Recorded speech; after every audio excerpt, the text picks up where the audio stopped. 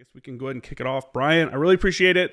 For the people that have wondered, like, hey, where are these clips coming out? I haven't seen this episode before. I actually had someone comment on the YouTube video. They're like, is this episode going to be coming out? My audio got messed up on the last one. We actually recorded like almost 2 weeks ago, I think.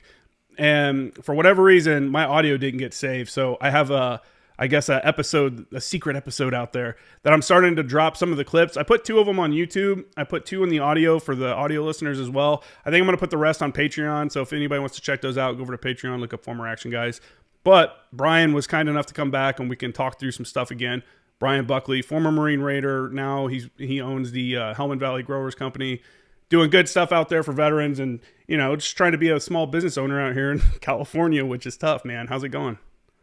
Yeah, you know, I think that's a good way to put it. It's been tough.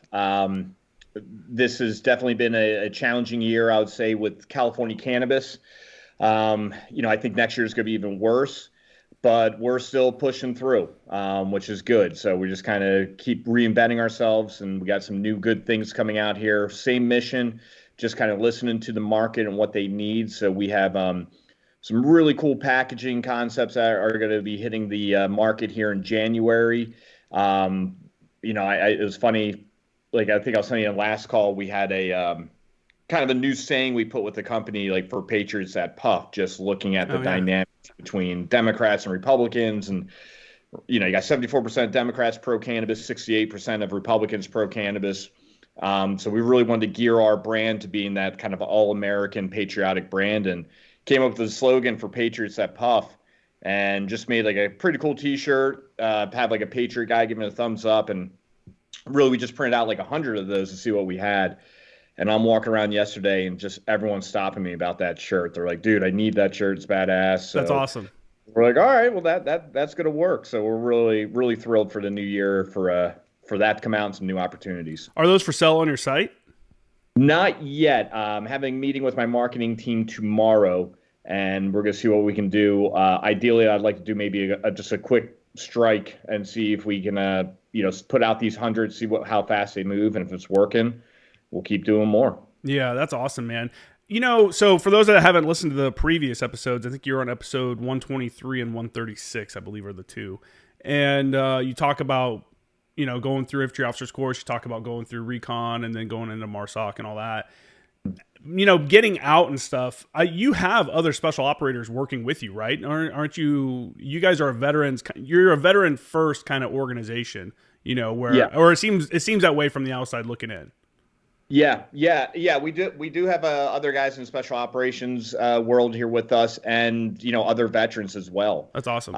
So it's really nice too when, you know, we can find those veterans that are very interested in the cannabis community. I think one thing that we need to work on, and we're looking to implement that next year as well, is I'm also the chairman for the San Diego Cannabis Chamber of Commerce. Oh, nice. And just been talking with a lot of vets, are like, oh man, like, you know, I hate what I'm doing, and bup. And I'm like, well, why don't you like it? And they're like, I just don't want to deal with people. I'm like, then why are you working in a dispensary? Like, that's kind of part of your thing, you know? So we want to do almost like a course where we show the entire supply chain from, you know, security, cultivation, distribution, manufacturing, sales, whatever it may be, and just kind of expose them to it, do a quick test to see that they understood everything. And then I think that's going to give us a little bit clearer sight picture of what they should be doing in cannabis. Because, you know, some people probably benefit in cultivation where you're just dealing with the plant and you're kind of on your own doing your thing, if you're not really into getting out in front of people or dealing with people all day. So really want to kind of streamline that. We're just not hiring vets, but we want to put vets in the best spot for them where they can excel. That's good, man. That's awesome. Do they have, excuse me, I'm getting over being sick. Do they have, I know at like some of the community colleges and stuff, they have like farming programs. Are there cannabis farming programs here in California? I think what people are doing, to get into cannabis, and there might not be such a, like, hey, this is cannabis 101s. I know a lot of guys have been getting horticulture classes. I do know some of this 2-year schools, and I think some of the 4-year schools are starting to open up some more cannabis courses. And I do believe, like in law school now, there are sections where it's like kind of cannabis law. Because I actually had a guy, he was an attachment to us on my Raider team. But he was a dog handler, but he's now finishing up law school and he wants to go practice cannabis law. That's awesome. Yeah, pretty interesting. Yeah, man, I recommend to all people, if you have, especially veterans, if you have a GI Bill, at a minimum, I would take a business law class at a minimum, because that class, I had to take it twice because it didn't transfer. I did the honors class at Maricosta Community College and got an A in it, and then it didn't transfer to SDSU, so I had to take it again there. But it gives you such a good just overview of the law, your rights, because that's what it is basically, is an introduction to law.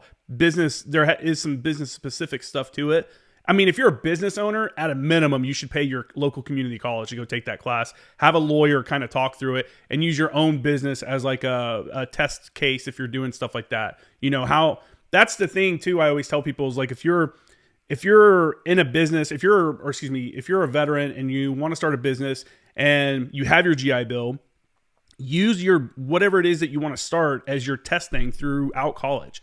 You know, I use the podcast for multiple things. That I used it for editing artwork, cover art and stuff like that. I used it for I had a podcast production course, which wasn't great, but I got to use my podcast for that. You know, it's like, use these things specifically to your benefit. Don't just disregard it. A lot of people disregard they just don't ever use their GI Bill benefits. They don't use anything like that. And it's like, dude, you can go learn basically anything, you know, and that's not just four-year universities. That's like tech schools and things like that. I know some unions, you can use your GI Bill benefits with the union. So you receive your BAH while you're an apprentice, but the union takes your, you know, whatever the GI Bill fund goes to them. It's a weird, my buddy Michael Farrell was here when he got out. He did that troops to whatever, you know, program that they had. He learned welding on the way out, which he said was awesome. And he got into a pipe fitters union here. And he said that you can use your GI Bill towards that, and they pay you your BAH and stuff like that while you're getting paid by the union as well. It's something, I don't know, people can look into it, but what it comes down to is use those benefits, you know, figure out how it can benefit you and go take advantage. Yeah. And was that like the Bridge Skills? Did he use that? The Skillbridge program. That's a new one. Yeah. They were talking about that on my way out. And so I hear great things from the people that use it. And then I hear some negative things from units, you know, that have Marines that want to use it, because the reality is the generals are looking down at the, you know, regimental command or division commanders and regimental commanders and going, hey, here's the task you have to accomplish. And they only have a certain amount of Marines. And this day and age, a lot of people in a lot of fields are specialized, you know, and if you lose one guy, that's or girl, that's a big hit to your overall force. And kind of like when you lose someone to like TAD or something, or someone that may be medical, some kind of medical reason that they can't perform, you don't get a replacement until that person is off the roster. Like, they're gone out of the unit. Like, a lot of people don't realize that. Like, if I was to leave, when I was at 10th Marines, if I was to leave, or I broke my ankle or something like that, and while I'm being recovered, I'm still there. They're not replacing me. There's not like a temp 0861 that comes in to replace me while I'm recovering. They're just down a person. So if I had to use a Skillbridge program, then they're down a person for that last 6 months, because I'm technically still with that unit. So I understand why there's pushback from some units that have high tempo schedules. But I do think that they ought to allow people. I do think one thing I should say is that anybody that's listening to this should take advantage of TA while you're in. Use that tuition assistance. And there's no command out there that should be denying tuition assistance to anybody. Give that. There's no reason to not do it. Even if your guy hasn't been to corporal's course or whatever like that, I would never went to any PME. Zero PME. And I somehow was okay. And a lot of guys are waiting for a spot, you know, and that's a requirement that they make, is like they have to be PME complete before they can use TA. Get TA out there, let guys use it, let them better themselves and take advantage. So that's my little education rant. There you go. Sorry about that. So we talked on the last episode. It was funny. The video that we talked at the beginning, I cut a clip of you talking about General Mattis basically relieving an infantry officer from infantry officer's course, or a prospective infantry officer. And he went on to do other things. A comment on there was, I pinned it. was a guy saying he knew the situation and he knew the guy, and the guy did great in like the intelligence community or something like that. But he got fired by General Mattis like right before you guys were going to graduate. It was very divisive in the comments. People are like, yeah, that's never question orders. That's the General Mattis. And there's other guys like, that's why I got out, like can't even do anything. And so I wanted to talk about it. It is now the most popular video on the YouTube channel. I think it's at like 300,000 views now. Holy crap. Well, there you go. It's crazy. It was blowing up, man. Yeah. Yeah. No, it was definitely a very, General Mattis was at that time, I think he was a 3-star, and I forget what he was in Quantico. And, we had a couple of run-ins with him and I mean, like in a positive way, like he was really good with us. But he definitely was kind of like at that height of, the Mad Dog Mattis and all that. I mean, he did the Afghanistan, then did Iraq with First MEF and everything. And he didn't really mess around. And I'm trying to think like some of the things like this was a really interesting one. So we were still in the basic school and we were doing land nav, and my course, we got there, I think like in April. So like our land nav was all throughout the summer. And if you've been in Quantico in like, July, August, it is very, very hot. So we go in, we get our land nav brief. And anyone who's been to like officer camp or to the basic school in a land nav course, you got, I think it's called like a candidate trail. It's like a 1-mile gravel road that goes from Camp Barrett, where TBS and IOC is, and it goes all the way up to the FBI Academy. And the land nav course would be around there. So typically what you would do is you would run from Camp Barrett and run the mile up to like the FBI Academy. And then you would start hitting your points, and you're making your points all the way back going to Camp Barrett, TBS, right? So you're not like doing a half-mile sprint to try to make your time hack or anything. You kind of go as far as away and you're working yourself closer. And so we go in for our brief, and there were 2 landing zones. And they're like, you'll have your water bowls will be in these LZs. And everyone's like, okay. So all filled up, my Camelback ready to go.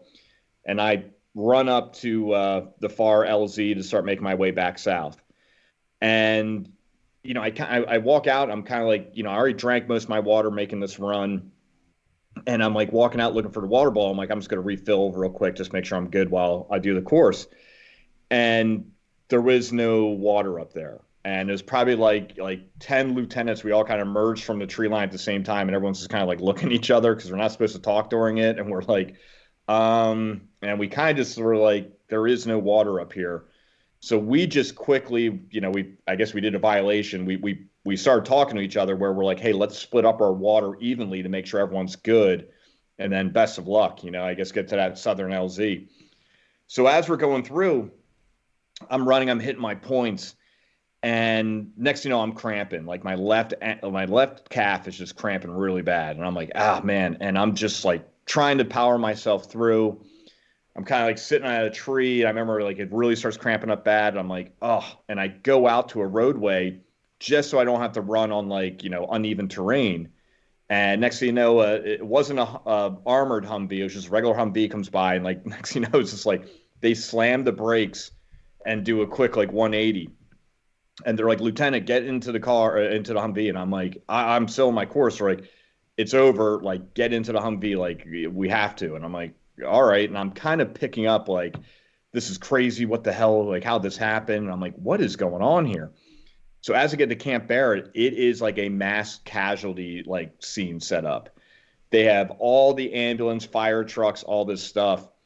It was like, I don't know, like 60 or 100 lieutenants all started cramping up and just started falling out. They were losing guys. Like I had a real good buddy.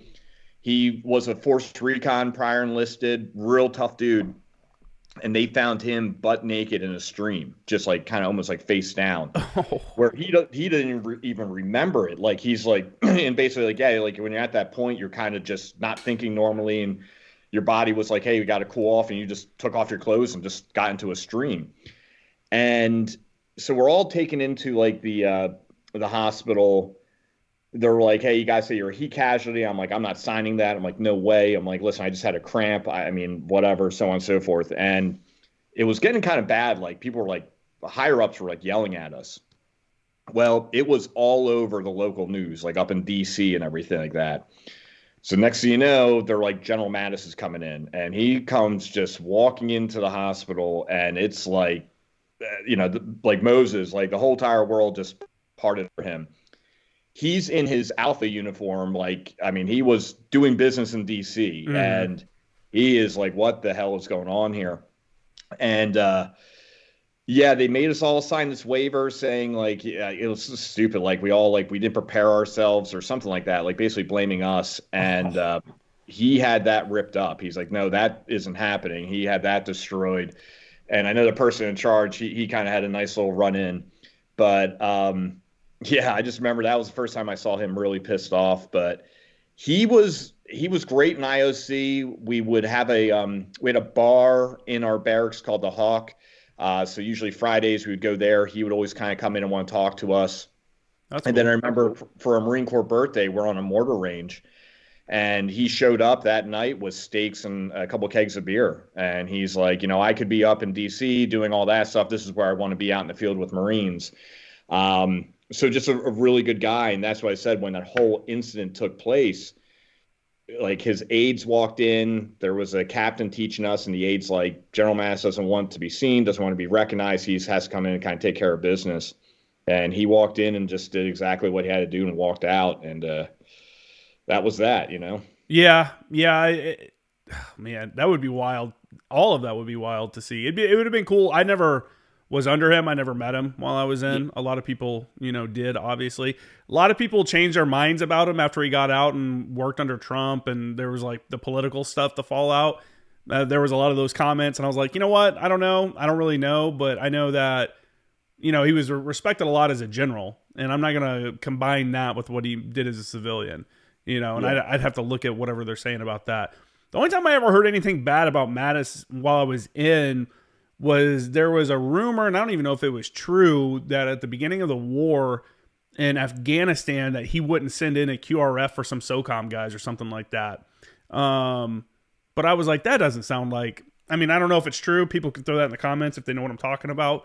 But there was something where the Marines had, had taken over Kandahar, and there was a unit that needed some support, and he like denied the request for whatever reason. But yeah, if anybody has more information, throw that in the comments. I'll pin it up on there so we can check that out. But yeah, he's a legend in the military. He's a legend in the Marine Corps. Yeah. Yeah. No, he was married to the Marine Corps, kind of like a Chesty Puller type situation. And what I said is like, hey, you can find good and bad on everyone. Mm-hmm. Did that happen in Afghanistan with him? I don't know. I wasn't there, but I will tell people Context matters too. Yeah, exactly. And he's a very common sense guy. You might not get his mindset, but at the end of the day, he's going to take care of, people in the military. I mean, he's going to accomplish it. So maybe something might have happened, that whatever it was. But yeah, listen, he was a very demanding guy. I think he was perfect for the Marine Corps. I think he was a very good general. Again, you might not agree with him and all that stuff, but he wanted to put people in successful positions. And like we kind of heard the same thing. General Madison like Recon or didn't like MARSOC and all that stuff, but at the end of the day, I think he always put people in positions to succeed, and he would definitely pull a punk card or two if he felt you warranted it. Yeah, I think that's for sure. I think you gotta use people. He probably just didn't like people that weren't effective. You know what I'm saying? It's famous. There was a scene I think in Generation Kill or something where he fires one of the battalion commanders that was underneath him. Mm-hmm. I think he was either regimental or division commander, or maybe it was regimental. He fired one of the commanders under him because they weren't doing what he was wanting them to do, and brought in someone else, and that's like, that happens sometimes, and then Yeah. when you're talking about combat and literally lives are on the line, there's a time and place to question stuff, and there's a time and place to just get out and do what you got to get done, especially when you're doing like an invasion like that. So Yeah, and he loved enlisted. He had I no always heard that. Yeah, he had no sympathy for officers, and he would tell you that. I mean, one his operations officer, this guy named Colonel McCoy, who I think eventually had First Battalion, Fourth Marines, I think, or something. But he was definitely a Mattis disciple, and he came and spoke to us, and I don't know, it's like summertime and we're all hot and whatever. And he's like, how you guys doing? And everyone's like, oh, it's like a little bit hot. He goes, I don't give a fuck. He's like, you're an officer. It doesn't matter. He's like, get over it. He's like, what we worry about here are enlisted guys. And, whatever you got to deal with, you better deal with it because you need to take care of your men. And I mean, that was really paraphrasing, but that I think was really General Mattis's mindset, that if you weren't performing well for your Marines, he wouldn't even give it a second thought. If he thought you weren't the right person, you're gone. Yeah. And I respect that. I mean, it's a very much a performance on demand culture that we have in the Marine Corps. And if you can't perform, get the hell out of the way and someone else is going to come up and do it. Yeah, 100%. It's funny, when I was like a corporal or something like that, someone gave me, I still have it, Chesty Puller's biography.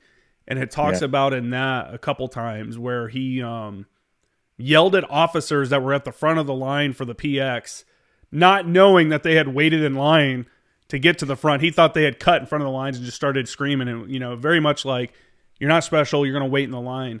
And I remember reading that book and like thinking about that. And then years later, I was on ship waiting in line to go into the ship store.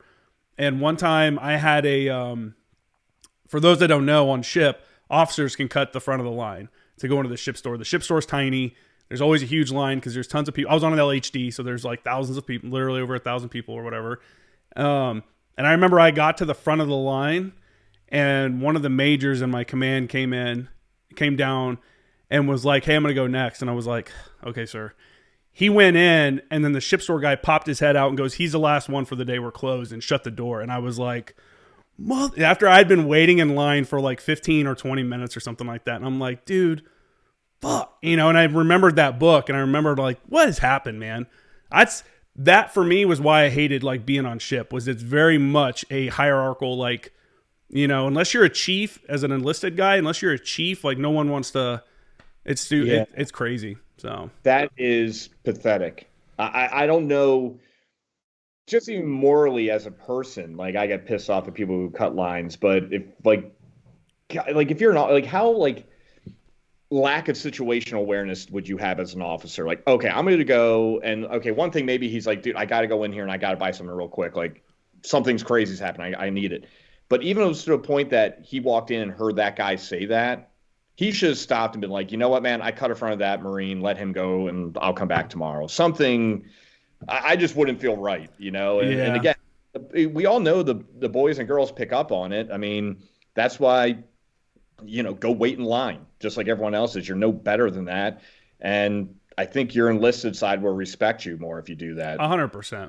When I first got on ship the first time, they were like, hey, E6 is, you're E6 and below all eat together. There is a first class mess where they have like a little room where, if you're an E6, you can go in there and eat if you want. And you can also cut in line for chow too. And I remember first getting on ship, they're like, yeah, you can cut in line, go to the front. And I'm like, okay. And I remember like doing it a couple times for a little bit. And I'm like, dude, this feels fucked up. Every time I go, I'll jump in here. Like, I feel like, because I know these dudes have been waiting. Like, the line for chow on ship is super long. Yeah. And I just started waiting in line with everyone else. And everyone would be like, you can go to the front, Staff Sergeant. And I'm like, no, that's cool. I'll wait. And I don't know, man. It was little stuff like that, I think, that people forget matters. You know what I'm saying? And people see that and they go, man, what a piece of shit. Now, don't get me wrong. If I'm on watch or something, I'm going to come down and cut in front of the line because I got to get back up to the watch floor and get back to work. But if I'm just there, I'm definitely waiting in line. And I remember pulling some of my buddies over there too a few times. They'd be like, what the fuck? I'm like, no, dude, come on. We're going to go wait in line. They're like, man, it's like 30 minutes. And I'm like, well, so that's how it goes.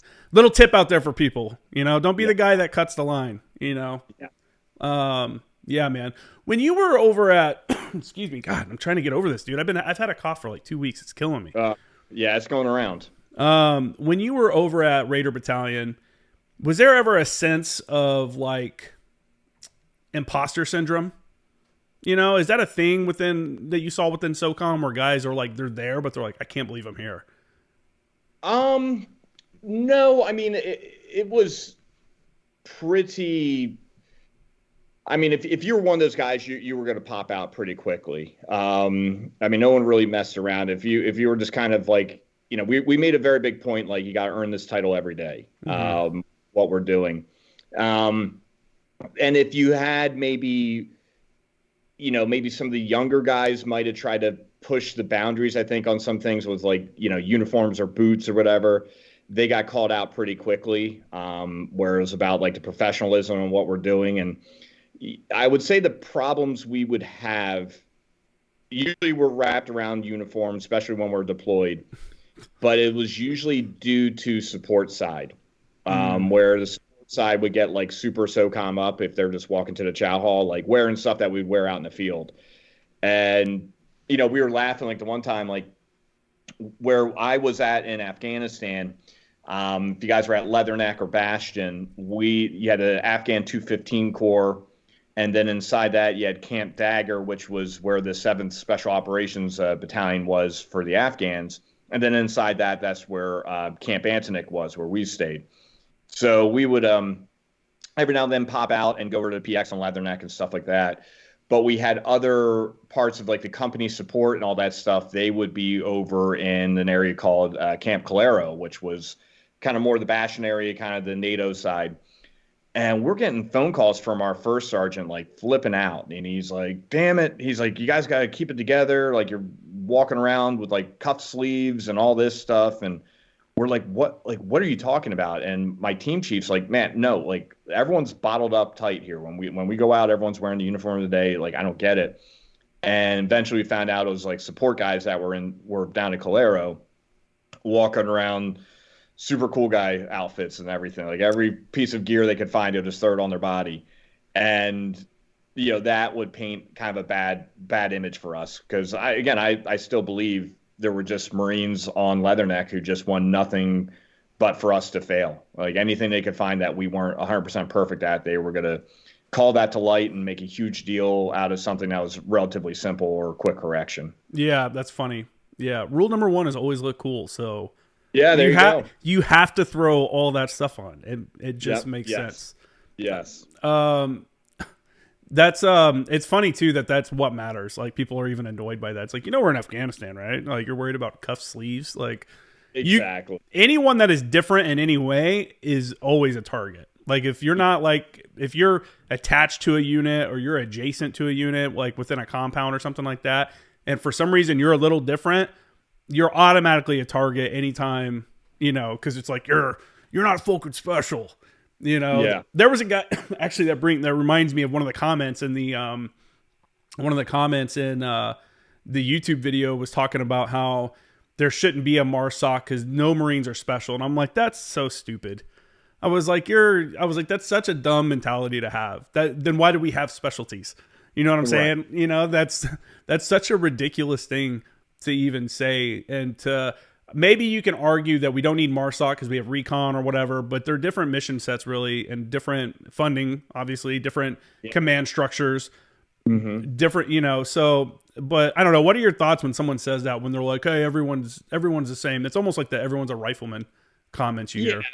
I mean, I think you kind of hit it too, because these were some of the problems we were having while I was in, like one, just getting us redesignated to be Raiders, about a warfare pin. I mean, at one point, again, it was just trying to be way too PC. Like it was going to be some sort of ribbon with a skull on it, and that's going to say you were in a MARSOC unit. And we're just like, we don't need that.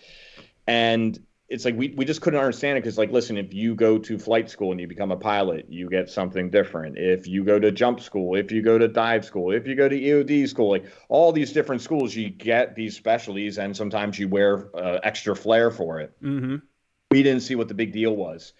Do I think, are all Marine special? Absolutely. Is the Marine Corps a cut above all the other groups in the military? For sure.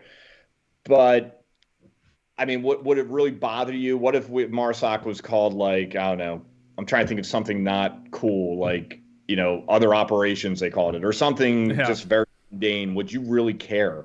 It's just because of the whole special ops and that name and what you kind of associate that with. And like to say, like, no, not all Marines are equal. There are some that can do certain different things. And to make these units like reconnaissance or MARSOC, and if you go in like, well, any Marine can do it. not necessarily. If they could, everyone would be doing it. There's certain things with aptitude, with physical abilities, problem solving, a lot of different things that you get vetted out to make sure you can do this. And again, I mean, I think people look at the end state of like, not what it took to get there or what you have to do to be in those units. They kind of look at the, Marine Corps ball and you're in your dress uniform and you get to talk about the cool things you have or something like that. Where it's like, man, if you actually knew what these guys had to put into this to get here and to stay here, if you understood the missions that we had to do, where we had to do things that people might look at as impossible, and that was just another day for us. That's why, I think these guys are separate, and they proved themselves, and they should, get something a little different, a little extra. That's one of my big things with retainment and recruitment. I look at how they treat MARSOC Marines or Raiders compared to SEALs and Green Berets, and especially on like the enlisted side. And it's like, listen, these are very talented people who have options. And if you want to keep them, you're going to have to keep them happy. And don't say like, well, if you don't want to be a Marine, we don't want you. No, then you're just a bad leader. You should want to motivate people to stay with you and keep doing what they're doing. Yeah. And I needed to take care of that talent. And that's why, we would make sergeants live in the barracks or do all this stuff. And they're kind of like, why are the SEALs able to go out in town? Forget it. I got a college degree. I'm working on my master's. I'm going to get out of here. I'm just going to do something different. And then you can't turn around saying, well, why is everyone leaving? It's like, well, look at how you're treating them. And, what always frustrated me with the officer side, because we always had a lot of the different officers would just hate Raiders or hate MARSOC. And I remember one guy, like, what was it? One of the teams, they came down, they're in Leatherneck. They had their Humvee. It was stupid. They walked away, and I guess like they had like one of their attachments was supposed to watch a vehicle, and he got distracted and walked over to PX or something. So when they came out, it's like an unmanned vehicle, and all hell broke loose. And he's like, we got like majors and lieutenant colonels crawling on our vehicle, dismounting our 50 cal, like just going beyond like what they should have been doing, yelling at us. And they just I don't get it. I don't get you guys. I don't know why we have you guys. And I'm like, you're a Marine officer. You're supposed to get it. And I'm not saying like, hey, these are Raiders, accept it. You're supposed to be a critical thinker, and you should actually understand what these units' capabilities are and why you have them. Because I imagine at some point you're working for promotions. And, if you're on the combat arms side, you might ultimately have special operations guys you might not be in control of, but you can utilize their asset or their capabilities to go accomplish your mission. And that's going to better help your entire unit and the overall mission as it is. I had a really cool operations officer when I was at Recon. This guy, I think he's a colonel. It wouldn't surprise me if he's going to be general one day, E.J. Healy. And, he was a major at the time, but like Major Healy, he was straight up Marine Corps infantry. Like he loved the infantry. He, had the haircut, everything. And he would just make fun of us in a joking way. He's like, oh, you cool recon guys, all that stuff. But, I'll never forget, he was in charge of 1st Battalion, 1st Battalion, 8th Marines, I think. And we were over in Afghanistan at the same time. And I get a call in our operations center, and it's Major Healy or Colonel Healy at the time. And he kind of calls me up and he's like making a joke about me, like cool MARSOC guys. And, how long's my hair and my blouse and my boots, just like, just having fun with it. Mm-hmm. And he's like, listen, I'm calling you because I want to, I'm kind of asking for a favor, and I just want to see if you're into it. And I'm like, sure. And they were in Marja. People know Marja was a really bad area. And he's like, we're having a little tough time down here. And he's like, and I'm just tired of watching Lance Corporals hit IEDs and all this stuff. And he's like, and I know the axe that you guys wield. And I would love to have a commando mission come into Marja and give us some breathing room so we could set up some other checkpoints and do some stuff. And I was like, hey, not my call, but I'm all for it. Let me see what I can do. And I remember I hung up the phone and I kind of took just sat back in my seat. My team chief looked at me. He goes, what was that all about? I'm like, the United States Marine Corps just called us up asking for support. And he was like, no shit, and I'm like, absolutely. And we briefed it, we were going to do some cool stuff, and it got shot down because they just had us focus on some other areas. But I said to myself, I'm like, Colonel Healy gets it. Like, he put aside his ego. He's not gonna be like, oh, we're all Marines, we're all special. He's like, no, these guys can do certain things, have certain authorities, come with certain assets that could really help us achieve our overall mission down here and give us a little breathing room. And that's why he's a good Marine officer. He never stopped learning. Yeah, for sure. Yeah, if you don't understand the assets that are supporting you, man, your decision making is hindered. The odds of having positive results have gone down. I remember when I was the fires chief for 3-6 in Marja, and I think it was Kilo Company's CO or whatever at the time down south. There wasn't a lot going on, and he had no want to deal with fires people for whatever reason. Yeah. And I remember he took my scout. So the way it works, for those that don't know, is like I was with 210 at the time. I put together a fire support team. 3-6 is getting ready to deploy, so we attach to them. Each company gets a officer and an 0861, a forward observer, and a radio operator. And then normally the forward observer gets attached to the line units and goes out on patrols and does all that stuff, them and the radio operator. And the officer helps with fire support planning and stuff within the company COC. And they took their radio operator off radio watch, like their headquarters radio operator, and sent him down to the line company and put my FO as the radio watch for the FSC, or for the COC, the command center, and just didn't want him to do any kind of fires planning. I'd be like, hey, I'd be briefing, and they just didn't care. And then nothing was going on down there. And then towards the end of the deployment, something happened. And I remember he called my phone. I was in the 3-6 command center. He called my phone direct, and I picked it up, and I was like, 3-6 Fires, Sergeant Kramer. And he's like, hey, this is Captain so-and-so. Can you put up one of those like goalposts or whatever? Like talk. And I'm like, dude, it's what you put up for a HIMARS shot. And yes. I'm like, sir, we're already on it. Like if you'd open up your Merc Fires channel, like I'm updating everything there. I understand what's going on.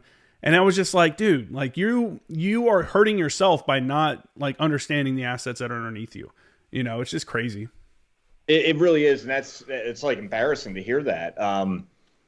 I mean, man, especially too, what you can do on the fire side, but that's, that's one thing I kind of did regret a little bit about getting out of the Marine Corps. Because we were still at that time where like officers were doing 5 years and they sent us back to whatever our MOS was, and then we would come back to MARSOC, and they rightfully so changed that. But they were going to send me to like an Army's like captain's careers course or something like that, and then didn't really know where I was going to go at that point. And again, like there's just other factors, and I'm like, it's just I just don't feel like doing that. But they did bring up, what if we got you to the basic school? And you could be an instructor, do an instructor gig at infantry officer course. And I kind of like regretted a little bit about not doing that, because you want to have that influence on those impressionable officers where you talk about intellectual curiosity and like, things are going to constantly change. And especially in the Marine Corps, you can just fall into a rut where like someone's like, oh, that stuff's lame. We don't do that stuff. And you're like, yeah, forget artillery. Who needs that? Yeah. And you just dad dump it. And then I think it gets to a point where you don't utilize the asset because mainly you have no idea what the heck it is. But then two, internally, you're embarrassed because you don't know what it is and you don't want to ask for that help. And it's okay if like you sit down and say, hey, Staff Sergeant Kramer, I don't understand this goalpost thing. Can you explain to me why we're doing this and like how it would be set up? And that's, Marines love to do that. Like, yeah, let me show you what I do. We would send guys to the 18 Bravo course, which is like a weapons course for special forces. And, we come back and we'd be hitting the range. Yeah, I can go up to a Ma Deuce or a 240 and I know what I'm doing, but I'm like, wait a minute. We just sent you to a school to learn this stuff. You tell me how to do this and see what else I can learn from you. And you can see the excitement in them. And usually you did pick up a couple different tricks that they learned along the way. So that's where I think you see a little bit of the ego with some officers, and you see it with like senior enlisted where they don't want to admit, I don't know what I'm doing, and they can really cost their Marines by not just raising their hand saying, hey, I need a quick hip pocket class or something like that. I mean, one of my most kind of eye-opening hip pocket classes was from then staff sergeant. He ended up getting out as a master sergeant. This guy, Brian Jacklin, Navy Cross recipient, all that. But Brian was a JTAC, and I mean, listen, he knew a lot about air-to-ground munitions. So while we were at our final exercise, we got word, new directive came down that the Griffin missiles were now put at ground force commander level, which is great. And, you know, guys look those things up. I mean, they're GPS guided little missiles on high def TV. I mean, you can do a lot of awesome things with those. And I'm like, I'd never really even used GIF. Like, I never deployed them before. I don't really understand it. So I was just walking outside my hooch and I saw Brian and I'm like, hey, can I ask you a question? And he's like, yeah, what's up? I'm like, and I told him about the Griffins, and he's like, "Oh man, those are now ground force level." And he's like, "I'm like, yeah." I'm like, "Well, tell me how you would use this stuff." He goes, "Cool." And we just get down on our knees and brush aside some dirt. And I got a great class from Brian on air-to-ground munitions, and we utilized the Griffins like it was cool. I mean, that was like our primary thing when we had a daytime AC-130 variant. We were rocking and rolling with that thing, killing a lot of bad guys. And I could have sat there and been like, "I'm a captain, I know everything," and never used them, or I could have just accepted, hey, I need some help and I need to learn this. Let me go talk to someone about it. And it just was another tool in the toolkit for the team. Yeah, for sure. Yeah, the Griffin's cool. That's the for those that don't know, that's like a javelin basically. It's kind of similar warhead as a javelin off of the, I don't know what they use it on now. I think they use it on quite a bit of stuff, but for what you're talking about was the Marine Corps Harvest Hawk. Because the AC-130 wouldn't fly during the day, but Harvest Hawk would. Well, we had the Air Force had a version too. Oh, so no way! So it was they were something back in 2012 time. Recoil, that was their call sign. That's but right. Okay. they had a daytime, and then we had one harvest stock, and we really freaked out that pilot because I remember he came in to check in, and he's like, "Oh, I'm ready for my check-in brief." We're like, "Yeah, stand by," and we just gave him a fires mission. He was like, "Oh, what?" It's like, "Yeah, we're going." And it's go time, dude. Yeah, he shot that, and you know, unfortunately, we were working with a not so great ODA team, Operational Detach and Alpha or Army Special Forces, and one of their guys wigged out. They thought the Griffin went into their compound and like called that out over the radio, which like at first you're like, "Whoa, wait, what?" And there nothing happened. They got shot up by a mortar from the Taliban. But I just remember how sketched out those pilots started becoming at that point, and it was just like, "Oh, that wasn't a good." But yeah, because they don't want to drop on the wrong thing. Recoil, those things were badass. I mean, high definition TV, everything that was getting transported right to us.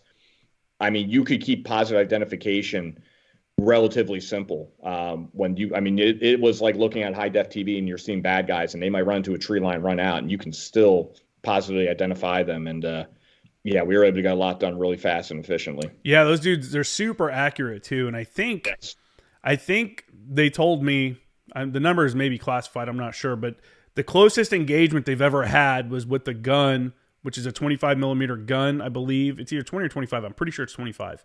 And it was within a few meters of a SEAL team. You know, that's how close it could engage. It was basically like, hey, the bad dudes are on the other side of this wall from us. You know, we're being like overrun. I was like, that's fucking crazy, dude. Yeah, the ECR on them wasn't bad at all. Even to the point, like if we were dropping one, say on like a personnel, if there was one guy, we were dropping two on him.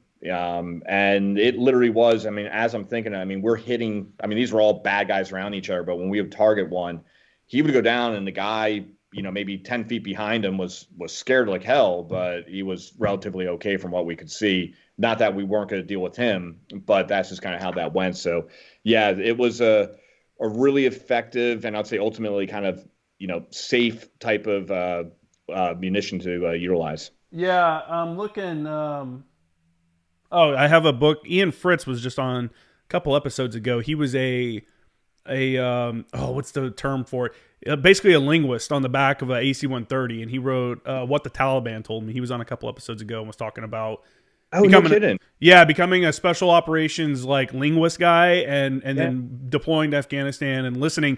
He was basically there to listen to conversations as the fight's going on, you know, the Taliban conversations. I was like, that's crazy. You know, that's kind of...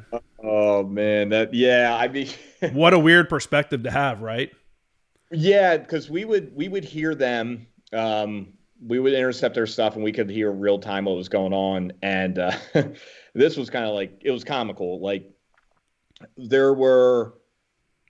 At the time, I think we broke down the Helmand province. There was like 5 Taliban commanders. And just like, if you look at like an NFL team, they all had their tendencies, right? Like some in the fight, some would be terrain features away, and you just kind of knew how they operated. So we had this one guy.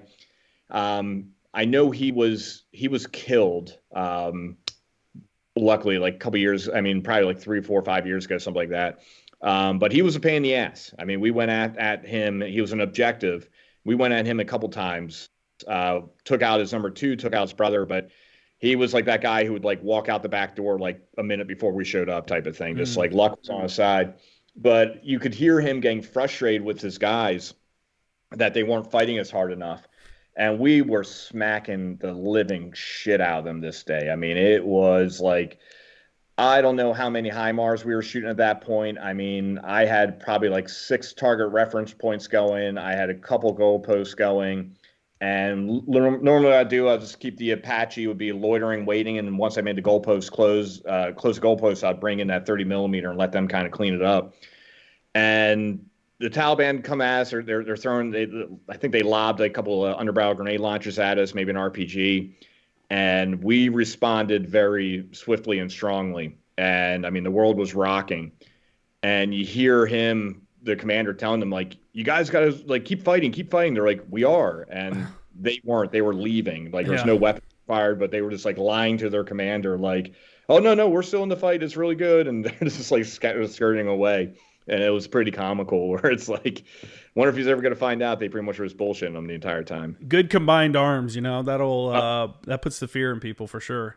It was awesome to do. I mean, that's why I told people, it's like the things we were pulling off in Afghanistan was like literally doing a real-time sand table exercise. Like anything you had, it was just get creative, make sure everything's good and squared away, and goddamn, are we really good at what we can do. I mean, that was a lot of awesomeness coming down on some bad guys. If you have some good fire supporters in your unit, it's like, man, they can help out so much by planning timings of fires, bringing in different assets. And if they're proactive, like we tried to have our guys be, if I was in Afghanistan and we had something coming up, I would contact the squadrons directly and be like, hey, here's the op, here's what's going on, just in case, here's all this other information. Even if they're not involved, like, here's the information in case you guys get called up for a tick or something like that.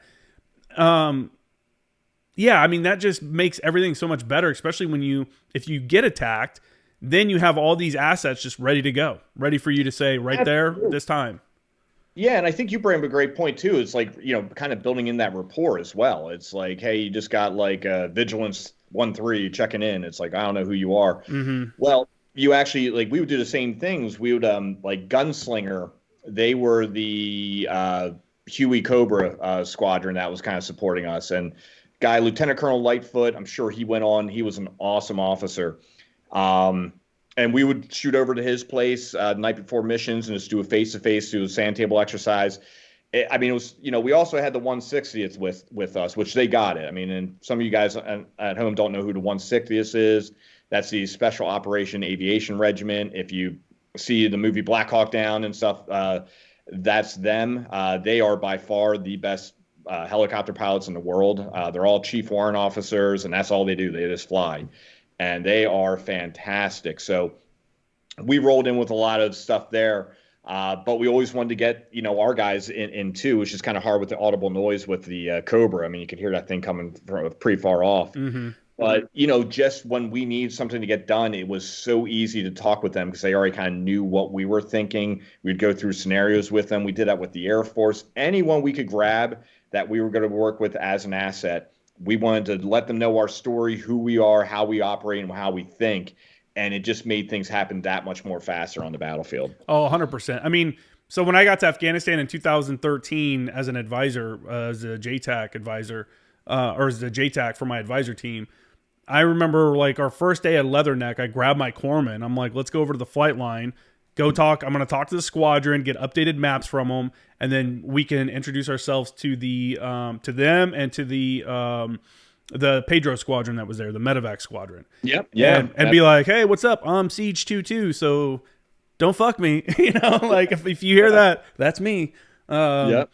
And it's just good though, because they gave me all the updated map data. They gave me a rundown. They're like, where are you going? Oh, we're going to Sangin. I'm like, all right, well, that's great. Here's what's going on in Singen. You know, and it's just good to hear those different perspectives and like make those relationships. That's why it's called liaison. You know, that's why 210 liaison is the forward observers that go and make liaison with the other people. You know, you attach these people and provide this support. And a good fire supporter is proactive and makes these relationships and helps people understand like what's available and makes things happen. Maybe there wasn't this squadron on the schedule, but you found out through a relationship, someone contacted you and said, "Hey, we're flying today. We're on the schedule. If you need something, let us know." You know, like that kind of stuff happens. Oh man, absolutely. And that's where, you know, you brought up some great points. I mean, that's just a relationship we had with like the 160th. I mean, it was a nonstop going back and forth, talking with them. Yeah. And we were in a bad situation during one of the missions, and you know, they don't fly at daytime, like they're out there at night. And they had 3 flight leads, and their flight leads would rotate, I think, like every 60 days or something like that. So they had a guy named like KP. KP was an older guy. He probably has more time under night vision than I've been alive. You had a guy, Zeus, and you knew Zeus just flew like a demon. I mean, you again that 47, I mean, he would just haul ass. And then the other flight lead was Buddy, and Buddy was an Army Ranger. And he you know, it's just like talking to like another Marine. Like he got it. You know, he has been on the ground. He gets all that stuff and what it's like. And, you know, we're doing our face-to-face and we're talking. He goes, "You guys know I'm going to be listening the entire time. We'll be tracking you." And we're like, "Cool, got it." So we're just in a bad fight. We're in troops in contact. All that shit's going down. And next thing you know, you just hear we're running low on ammo and we're getting ready to do a resupply request. And you just heard the 47 flying in, and it was just Buddy. And he's like, "Hey guys, I got you, bros." And he's throwing speedballs out and takes off. And it's like, we didn't even call him. He just said, "These guys are running out of Schlitz and I got to do something." And totally broke protocol to fly at daytime. But he's like, "Hey, I don't care. I know what you guys are going through on the ground. You guys need some ass, and I want to provide it for you." And it was like, that's why our military rocks. You know, just stuff like that. It's just good business. You know, it's just good business to build relationships. That's what people don't, even out in the real world, you know, it's all about relationship building and stuff like that. Yeah. For people that are interested in the 160th, go back and check out an episode that I did with Greg Coker. I did one with him as well. He was a Little Bird pilot. Talks about the battle at Haditha Dam during the invasion with like the Rangers and I think a small Delta element. Yeah, they were being like overrun, and he was like the solo bird for a little bit. Little Bird just trying to beat back the whoever, the Fedayeen or whoever they were fighting. It's pretty cool. Wow. But yeah, it's crazy stuff, man. There was something else I said. Someone asked me on one of the are there any warrant officers at MARSOC? There's a gunner there, right? Boy, did we have a gunner? I think they might have a gunner. I don't know if we had one. I mean, because it literally when I was at Recon, we got our first gunner ever. So it wasn't, I don't know if they really put him there, but you know, a guy named Nate Lampert, he was Intel side. I think he was like a CW05, one of those, not many of them, you know, but Nate was. Have some warrant officers on the Intel side. And nothing within the teams is not built like an ODA. I think they have a warrant officer per team. But we had a couple, and it's definitely more the Intel side. And I mean, I just every time you're asking me about guys in that unit, everyone was just awesome guys. I mean, we just got really fortunate. It was just really awesome dudes that we got to operate with, and thank God, because it was some of the worst situations I could ever imagine being in. Well, yeah, that's combat. That's the unfortunate. Yep. That's the unfortunate thing about combat. Do you think? God, I'm dying here. Do you think MARSOC could benefit from having warrant officers, like guys that are on the team move up and move into warrant officer positions? It's kind of like, I guess, what the Army does with theirs. Yeah, I think you definitely could. I mean, again, I kind of seen the relationships with the warrant officer and ODAs. They seem kind of they seem like a good voice in a team and stuff like that. And, you know, for all of you, some of you might not know, warrant officers, I don't know if officers really know what to do with a warrant officer. A CW05 shows up and a general's who's in charge of you and what do we do? CW05 is basically untouchable. Yeah, exactly. So it's really comical. So, you know, if you get a warrant officer and he's going up to a company commander, it's okay, you know, I think it could benefit. So I think it would be a really cool concept to do, because I think also yeah, obviously you would get enlisted guys who would want to go after that warrant officer spot. And if you can make a MSOT stronger with a warrant officer, and you can have like an equivalent of almost like, your team chief's a master sergeant, and you got a warrant officer on top of that. I mean, that could be a lot of fun. I mean, that's just a lot of good talent. It seems like a good opportunity to allow someone that doesn't want to leave, like maybe the team or company level, to stay in that environment, but still progress their career. You know what I'm saying? Like, yeah, exactly. Because not everybody wants to go be a staff officer and fucking do PowerPoint. Yeah, exactly. I mean, like our guys who we sent on staff off were usually guys who got in trouble and they had to pay their pendants. And hey, guess what? You got 8 months in Afghanistan sitting on staff. Have fun. Go ride the bench for a little bit. Yeah, exactly. It's like you're not gonna do that again, are you? So it's a good lesson learned. But yeah, I think that'd be a real interesting concept if they would implement that. Again, I just think it would be a stronger, more effective team. And ideally, sure, we deployed as a company. But primarily, MSOTs are moving around as a team. Like it's just the 14 guys, and they're going somewhere. Mm-hmm. So I think having that a little more senior experience and stuff like that can only help benefit you. Yeah, yeah. Plus, when you're working with other forces, it's good to have. Let's be honest. A lot of forces don't care if you're an enlisted guy. They don't want to hear from the staff sergeant or the gunny. He's not an officer. So if you're in an area where he's the only officer around, a warrant officer, that pulls a little bit more respect from whoever it is you're working for. Yeah, it's such a weird game when you deal with stuff like that, when people won't like respect you at all because you're not an officer. Oh my goodness! I mean, dude, we saw in Africa, one of the guys we had is black, and I tell people like, you can say what you want to say about our country and systemic racism or whatever. I mean, and I'm sure you have too. Like you literally see it in some countries where it's like, hey, your religion's that, you're done, you're not getting promoted. But in the places I was in North and West Africa. It was literally 3 class groups. It was the white Moors, which were like Arabs, the black Moors, which were blacks who had some kind of status and they could be in houses and stuff. Then you had the Afro blacks, which was pretty much, I mean, I think it's pretty much slavery. I mean, that's kind of. Oh, really? Oh, yeah, it's really bad. And really, it was all from the white Moors. Like they all kind of came from aristocracy. They're all the officers. I mean, it was very backwards from how we do our stuff. And they didn't know this guy was an American, so they were kind of talking to him like he was some POS. And then once they found out he was a gringo, they were like, "Oh, you're American. Okay, sorry about that." It's like, dude, I mean, holy shit. That's where I'm like, I'm not saying we're perfect. But I think we're the best thing going in the world right now. So that's crazy, man. Just my 2 cents. Don't want to trigger anyone, but I don't think that happens on your site. So people don't understand what goes on in these other countries. Like in Kuwaitis aren't working. All the workers you see are foreigners that they brought in to work because they make so much oil money that's it's like. And like you said, slavery, that shit still exists over in like Africa and stuff like that. Like there's videos on, maybe not on YouTube now, but there used to be videos of like open air slave markets where they're buying people and shit. It's crazy. So depressing. I mean, that's where even like, parts I was in Southeast Asia, I would say probably Malaysia might be like the most progressive kind of Southeast Asia country where, they don't really care what your religion is. They'll celebrate Hindu and Christianity and Islam and all that. But we had a guy there that we would work with on the counterterrorism side, and just an awesome operator. Now, he was a Hindu. And, he would tell me stories. He would do security for like Bill Gates or like Queen Elizabeth. And I'll just never forget the Bill Gates story. He's like, I just wish I could get excited about anything in my life the way that guy gets excited for McDonald's fries. Like, oh, really? He's like, he's like, it was just like his hands would move and he would just like kind of lose his mind that he was about to get McDonald's fries. Okay. But, he was solid. Like I said, awesome operator. We were cross-trained, would do a lot of stuff. And I'm like, but he wasn't the like division commander. And I'm like, hey, man, you're kind of like running the show here. How come you're not getting promoted or what's going on? He goes, well, I can't. And I'm like, why? He goes, well, I'm Hindu. And I'm like, so what does that have to do with anything? He goes, if I convert to Islam, they will promote me. They told me that. But since I'm not, this is where I have to stay.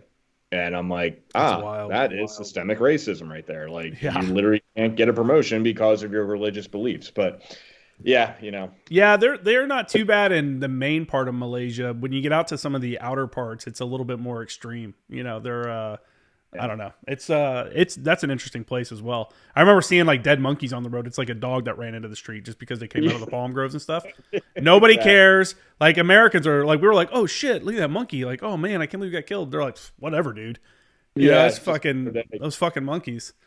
Yeah. No, I thought Malaysia was really cool. It was cool. Like Mersing and Penang I got to, so some like expat areas. But that I think Indonesia, that was like Jakarta, Indonesia. That's some intense driving.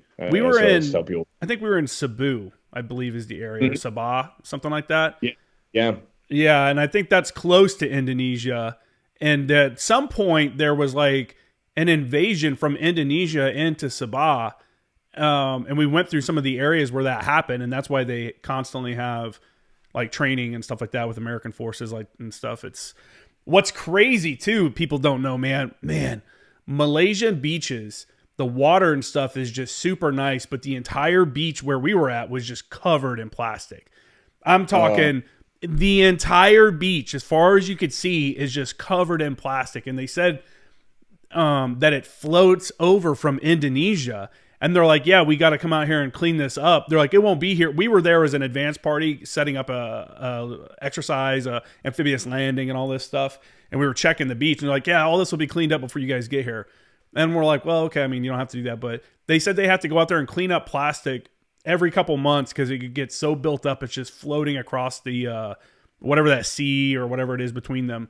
And I'm like, that's insane, man. That's crazy. Yeah, definitely. I think people over here who think that we have like a pollution issue, if they saw some of these countries, they would just have a heart attack. I mean, it really, it's just, I mean, I've never been to India, but I've heard stories about that. I was talking to this one girl. It was kind of interesting. I was doing this magazine called Cannabis Talk Magazine, and it feels weird to say it, but it's kind of funny. It's like I had to have a photo shoot done, which I've never done before. But you're doing all these stupid poses for like 3 hours, and they take like 2 pictures, and that's what goes out. But the girl running the photo shoot was like, we just got into like an interesting conversation about the things that are going on with like children in Hollywood, and you just hear about that weird kind of world. And so we're kind of talking about that stuff, and she's like, like she was actually a Gerber baby.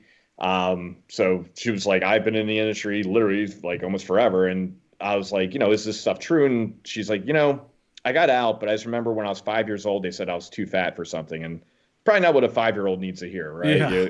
5. I mean, it's like, what are we doing? But we started kind of going down a path, and then we were talking about like China and some of the restrictions. And she was out there with Netflix, and they're doing like a couple, or not whoever, but they're doing site surveys.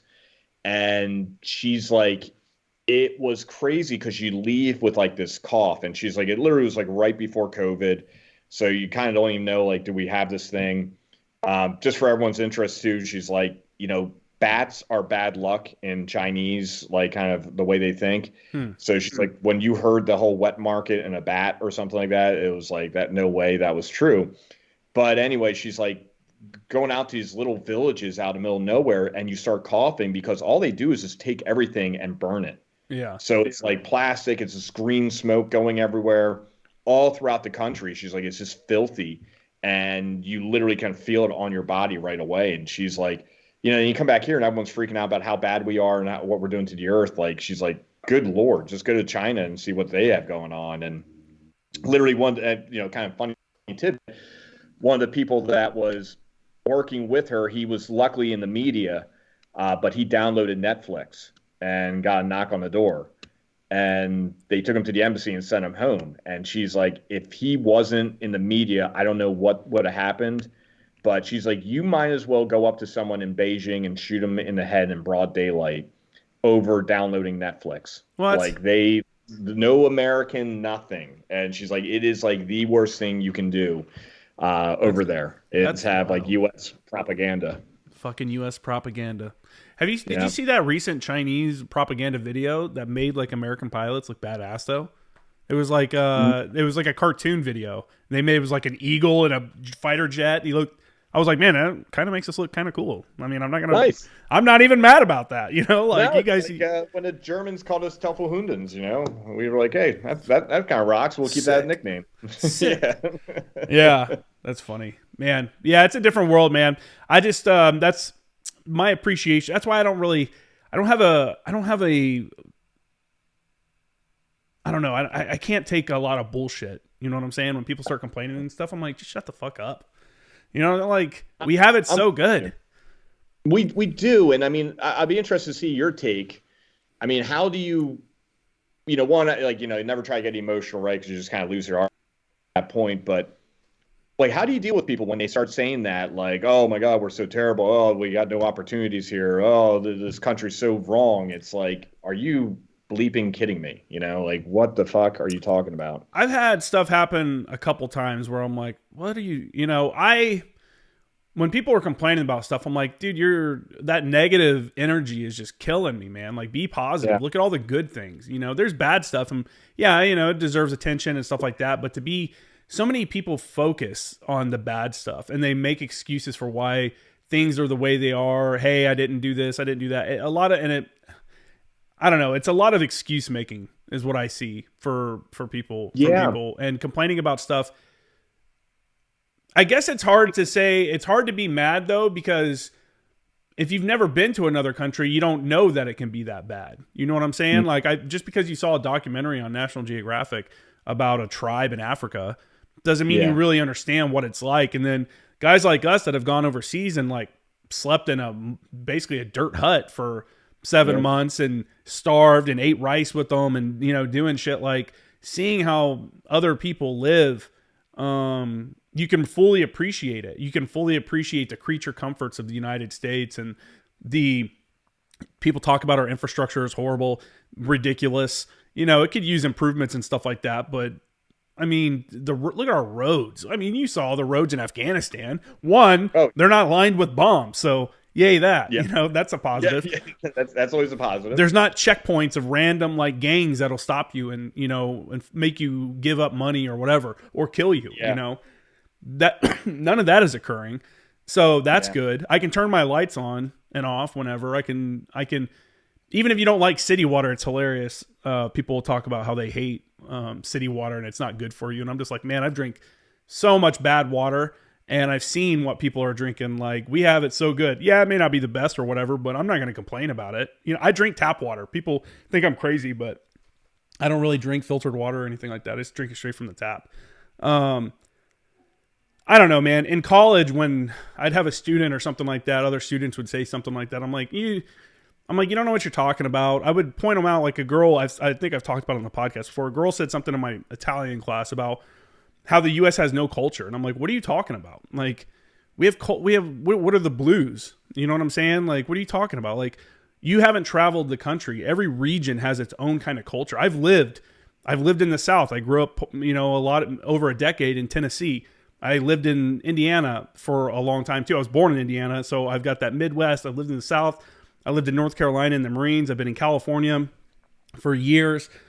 Between my first year and second year of college, I did like just over 2 week road trip across country to go see, all the stuff that I read about in history books and stuff about the country. I wanted to go see Mount Rushmore. I wanted to go and see Yosemite Falls. I feel bad for people that don't appreciate where they're at and take the steps to actively, like, I don't know, man. Like, appreciate where you're at. My kid lives here in San Diego, right? We'll be cruising down PCH.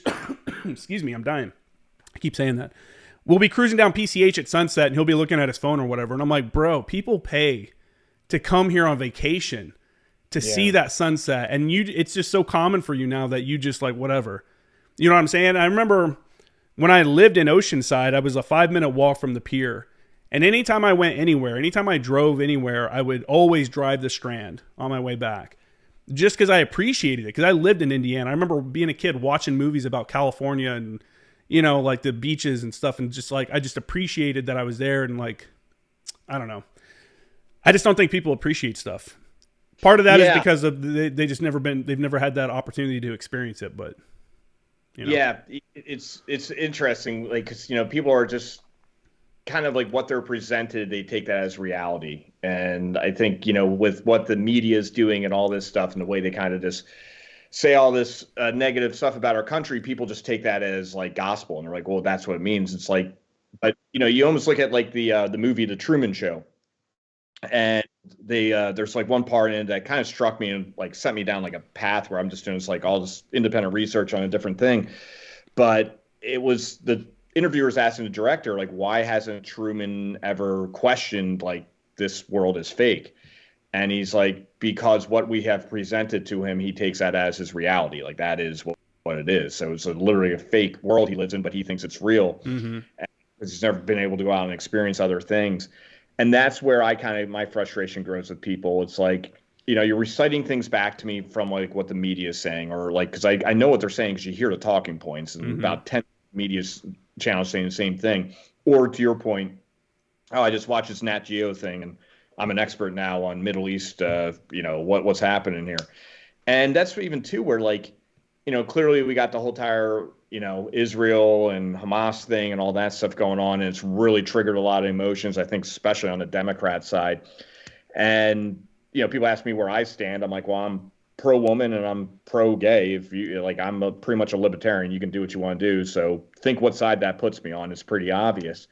But then I hear people on the other side, they're like, oh my God, every Muslim, this and that, they're crazy. And I'm like, not necessarily. I'm like, I have been all around the world fighting with Muslims, killing other Muslims. Mm-hmm.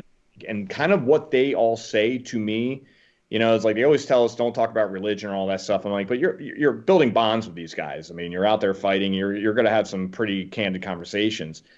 And I'd ask them, like, why are you fighting against them and with us versus the other way around? And they're like, well, it's like, if you're a Christian or you're Catholic, you would debate me with your Bible in your hand, and I would debate you with my Quran in my hand. He goes, but they put the Quran in their war belt and convince you with a weapon, and that's not who we are, what we're about. And I talk to people who are really big on like Christianity and like, oh, that is terrible. I'm like, well, it's not like the Catholic Church had a good run with the Crusades. And it's like, well, yeah, but they weren't actually doing what Christians should be doing. And I'm like, bingo. I'm like, yeah, there are some Muslims and there are some, the Sharia law and all the fanaticals. That's crazy. That's out of bounds. But it doesn't mean you lump an entire religion into it. I'm like, you kind of have to get to know these people, when you're out there with them, eating their rice and being there, this and that. Yeah. Not saying I agree religiously. I think every religion is like a hair away from being fanatical, just is how you interpret it. But it's like, all these people make these blanket statements without having any real world experience. And all they're doing is presenting a fake world that was given to them. And they're telling me, no, this is the reality of everything. It's like, not true. Like, you need to experience more. And it's going to make you, I think, ultimately just a better person. Like, you're not going to start lumping groups of people together. You're going to look at people as individuals, as we should, and make sure you're a good person. Yeah. It makes you a well-rounded individual. You have that world experience. No, I agree. Like, if that's the thing, when you speak with a foreigner that does keep up with U.S. media, the problem with that is, for the main thing is they're only getting the mainstream media outlets, what we call now the legacy media, the ones that are dying, the CNN, NBC and stuff like that. So if all those organizations band together to have one narrative, then that's all the entire world is seeing and going, man, the U.S. is fucked up. Look at them over there. Look how bad they are. The internet helps that some because, people have interactions on like sites like Reddit and stuff like that with foreigners, and they see like, there's nuance, but it is bad, man. The way the media does it, it's just not good. And, lumping, there's extremists in every category. There's extremists of everything. So you definitely can't wrap people up in that blanket of, everyone from this group is that bad because that one guy did this. And it's like, okay, that's fucked up. We could take down any group in the country by using that kind of logic. I don't know. It's crazy. And that's why I wasn't a General Miley fan in the first place, but after, the January 6th situation, And he got up on the floor and at the Senate hearing, he's like, I want to learn about white rage and what makes white people tick and why would they do this? And I'm like, Yeah. this guy is a fucking clown show, the most intellectually weak officer who ever put on the uniform. And you're just saying all white people have this rage and do this. Like, no, it was a bunch of assholes. All Yeah. right. Like, that's who they were. I don't care what color they were, how they identify, whatever. But you just can't like sit there and just literally blank off like a part of your country to be like, well, they're all like that. I mean, that is so unfair. And I'm like, man, say any other race group and say that same thing and see what would happen to you. Yeah. No, it's crazy. That's the world we're living in too, man. That's the world where we've swung so far to become so progressive that we're like alienating each other. We're grouping people again. You know, it's like before it used to be like forced segregation because the others, we don't want to be around them. And now it's like we're doing that again, and that's being called progressive. It's I don't know, it's a wild time. It'll get it figured out, you know. It's got to. I'm with you. Like somehow, some way, this is going to level out. I don't know how.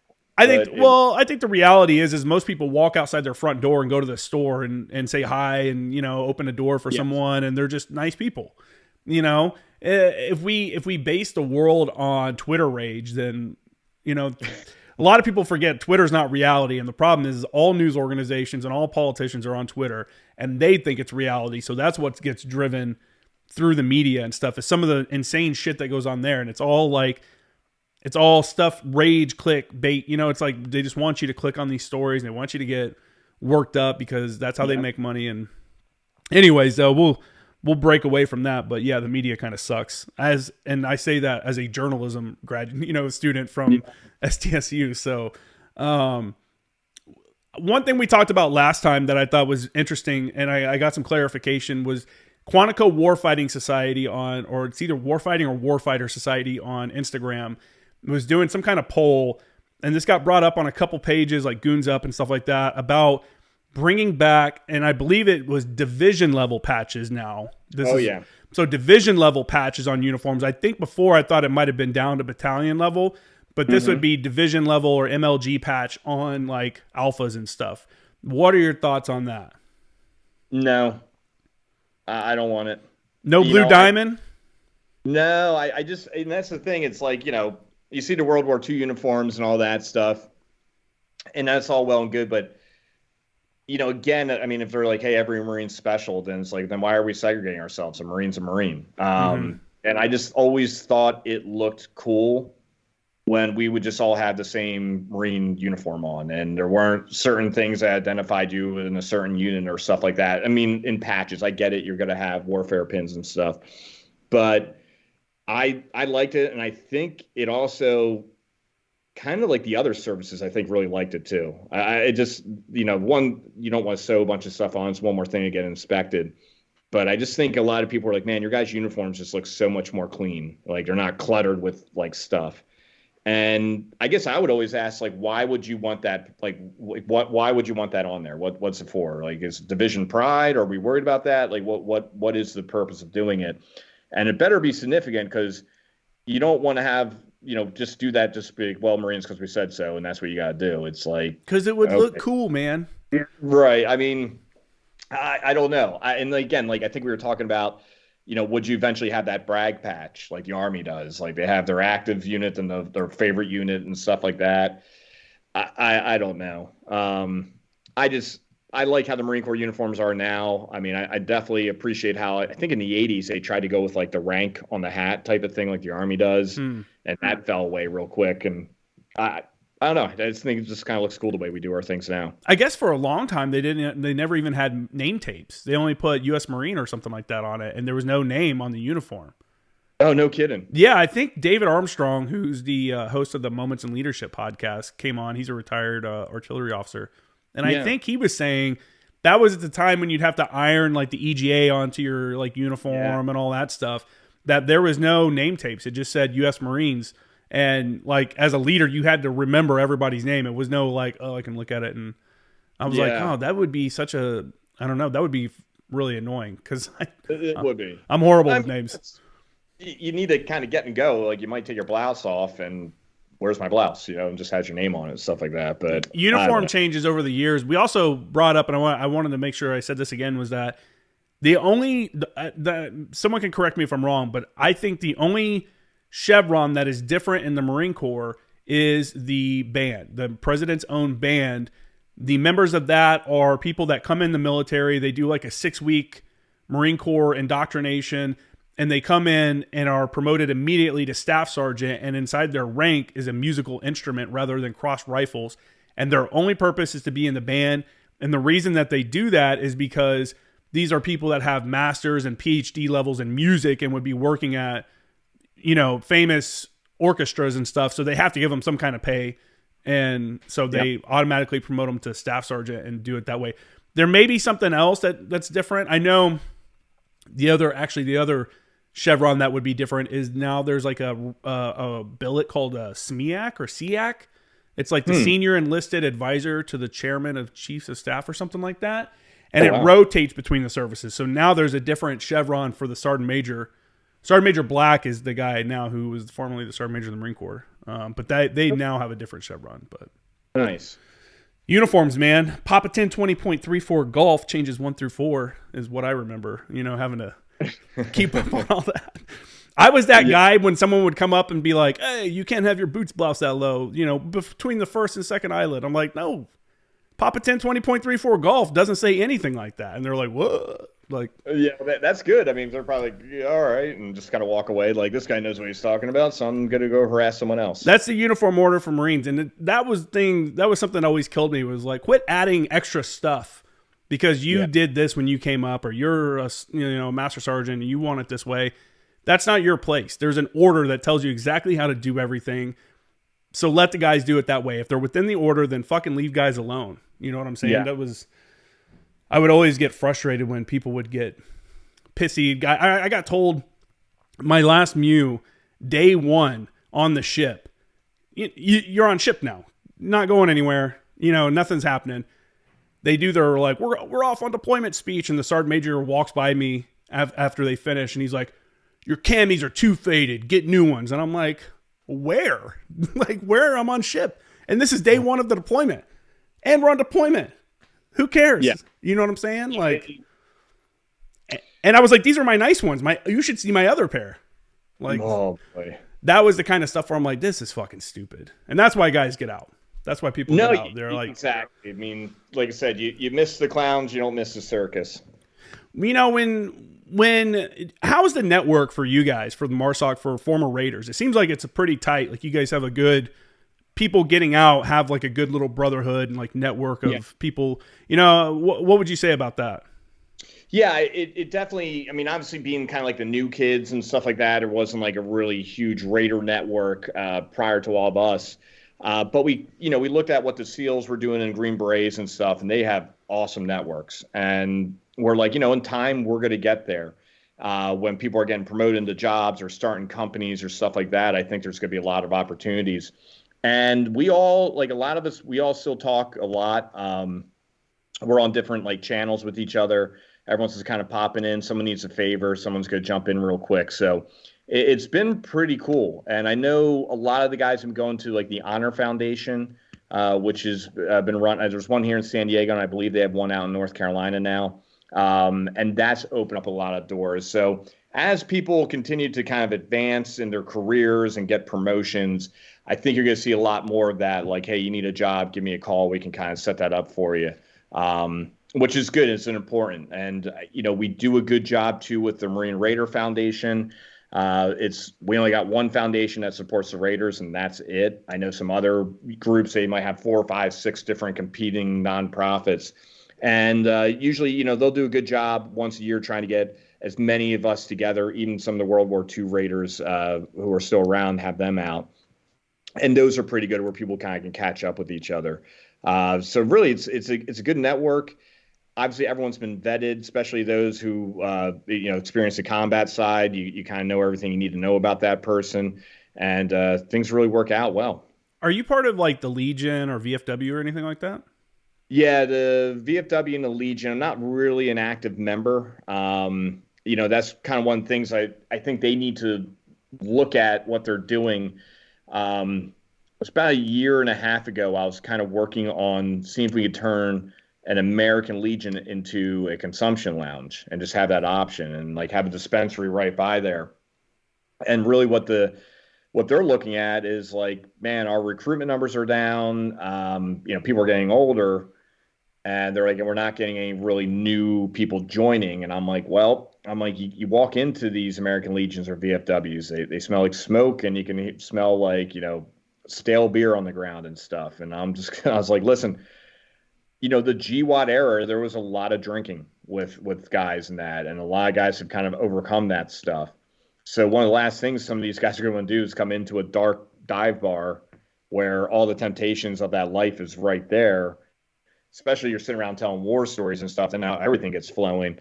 I'm like, I just think people are kind of turned off a little bit. But if you say, hey, you can buy a pre-roll or do that, I'm like, I think these things would be amazing, because then you're going to get people there that might be splitting a joint, smoking, talking about what they're going to do, get an Uber and go home.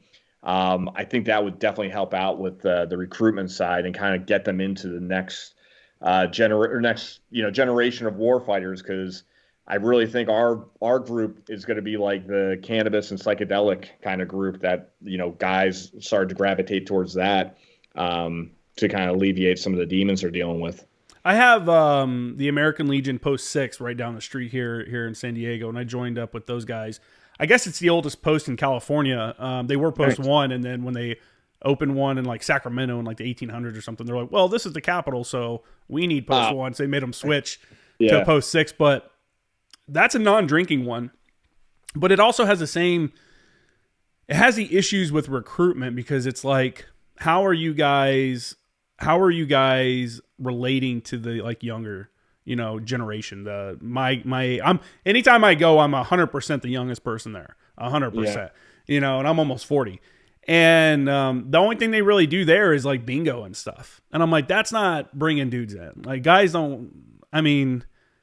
no. Like, they have the same thing where there's a lot of members, but most of them aren't active because there's no events there that they can relate to. And I was like telling them, I'm like, you guys have this bingo set up and you have some sort of gaming license. I don't understand it. That's your legalities. You guys can talk more about it, but why not set up like video gaming? Because have like gaming tournaments and stuff. I was like, this is a multi-billion-dollar industry now.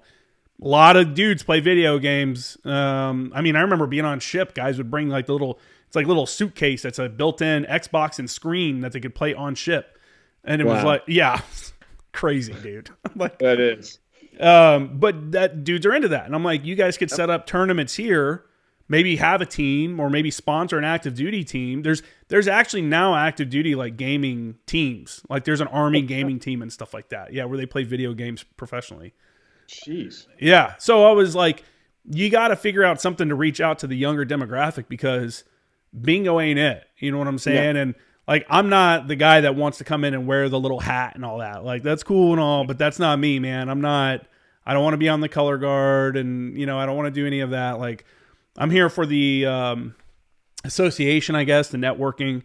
Obviously they have people that you can talk to for like VA benefits and stuff like that. But it's just like, it's tough, man. It's tough for them because they're really trying to find their way. It's kind of like the NRA is for guns. Like that's like our grandfather's organization and stuff. Like most modern, like younger gun guys don't really care about the NRA. Yeah, they know who it is and stuff, but that's like, whatever. That's like an older, like I knew guys that had lifetime memberships to the NRA and stuff like that, and that was like a big thing, hanging up on the wall and stuff. And younger guys are like, why would I give them I don't want to give my money up for that. Like, that's stupid. So I get a vinyl bag from them or something. Yeah, because the concept of the VFWs, American Legions. Again, I love it. In terms of it's getting veterans together. They have a social place they can go to. Yeah. But my problem just with and I don't go have a drink. I'm all good with it. I just think those kind of atmospheres and just some of the veterans I've talked to, they're like, no, I just don't want to be in a situation like that, because I know it will happen and it's not going to be the best thing for me. So that's where it's kind of like, hey, if you guys want to get into the next generation, I think we got to start looking at some cannabis consumption lounges within the awesome. I think it'll do really good. That'd be cool, man. I remember being I don't know if we talked about this on the last one or not, but I remember being in North Carolina, and I really got into cigars while I was there, for a little bit. I have my own humidor and all that stuff. Actually, the computer's sitting on top of the humidor for the little behind the scenes. Nice. But I had like my own humidor and stuff, and there was a cigar shop over by I think by Schwannick's, that bar in North Carolina. Oh, yeah. Yeah. And you could go there and pay a membership fee. It was like $50 a month or something like that, but you got a humidor that was built into their wall, and then they had like private events, and you couldn't drink alcohol, or they couldn't serve alcohol or anything like that, but you could bring like if I wanted to go have a cigar and watch a football game, I could go there on a Saturday or Sunday, sit down, I usually brought a cigar and then bought a cigar, and then you could bring like a 6-pack and they'll just throw it in the fridge for you and give it to you whenever you want, And I'm like, man, They need to have like a private club lounge kind of deal like this for cannabis, for people to just come, got like an espresso maker over here, coffee shop, got some video games on or sports on, and you can just relax, hang out, BS with other people. And it was, I don't know. I think what you're talking about is the way. I think you're also, it's one of the ways. It's not the way, but Yeah, and I mean, I think they're going to get to a point. All these ideas that we're talking about, I think would be beneficial. And eventually, money talks. And if they're at a point where they're like, "Listen, we're not getting any new members and all this stuff. Like, what do we got to do?" Then hopefully they let some new blood kind of come in there and maybe just enhance it a little bit more to kind of meet the needs of the new group. Yeah, I mean, yeah, exactly. That's what I've been trying to tell those guys too. And one thing, and if you're in one of those organizations and you're an officer in one of those organizations and you're listening to this, I offered to volunteer to work with do some of the social media marketing or digital marketing stuff for the local American Legion and do some stuff for them. And which I had no problem doing, but they started asking me for like a lot of work. It was going to be like hours a week. And I told the guy, I was like, hey man, like I'm okay doing some stuff, like, but at some point I got to be compensated for some of this.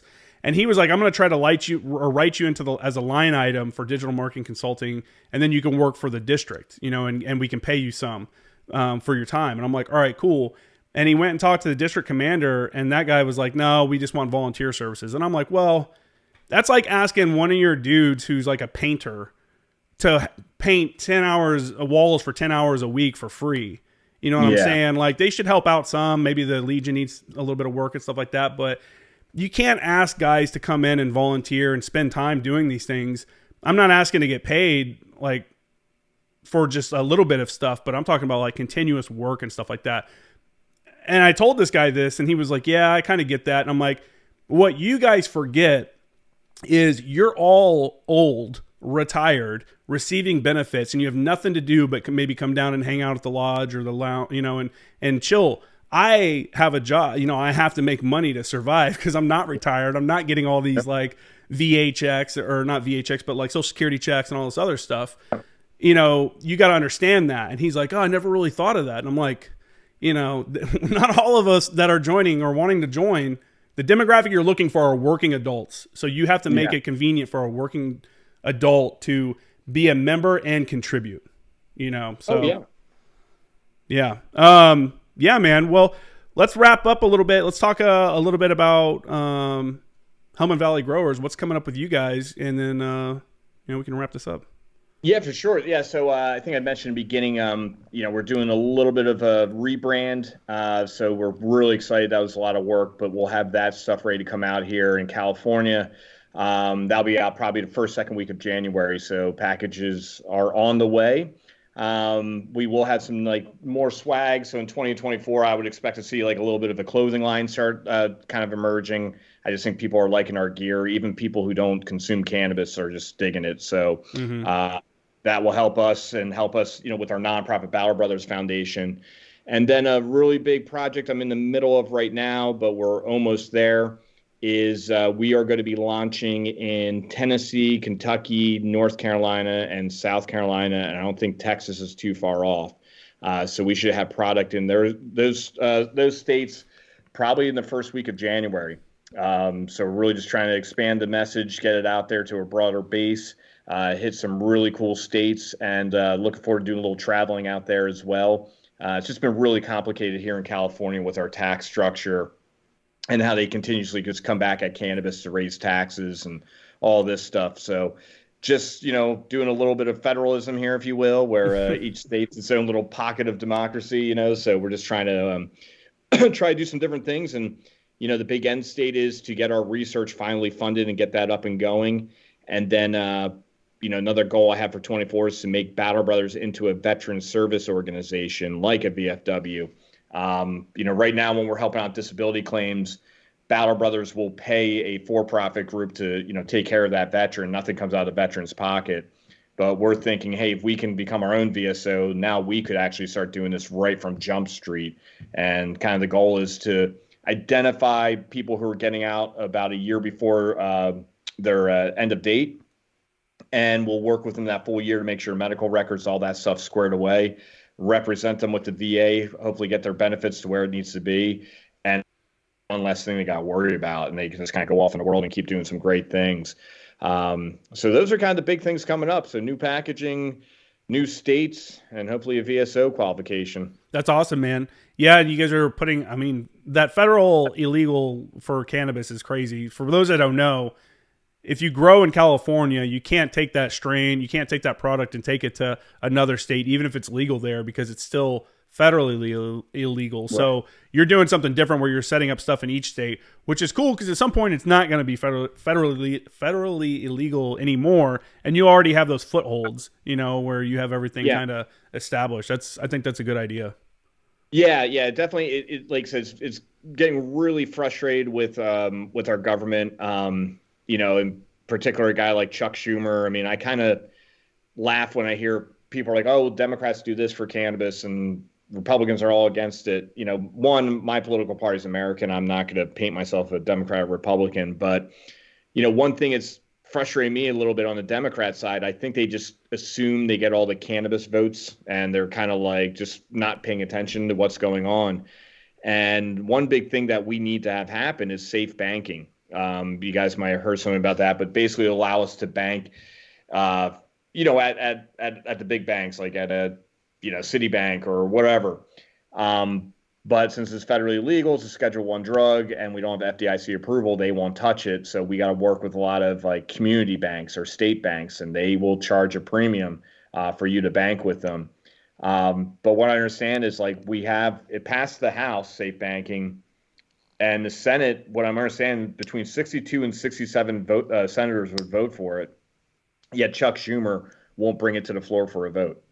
And that's one thing I just want to kind of get out there to people. Like, don't just assume because of where their political parties are affiliated that they're doing what you think they're doing. Chuck Schumer, and they keep giving him cannabis awards because he just tweets about stuff that he tweeted back in 2018.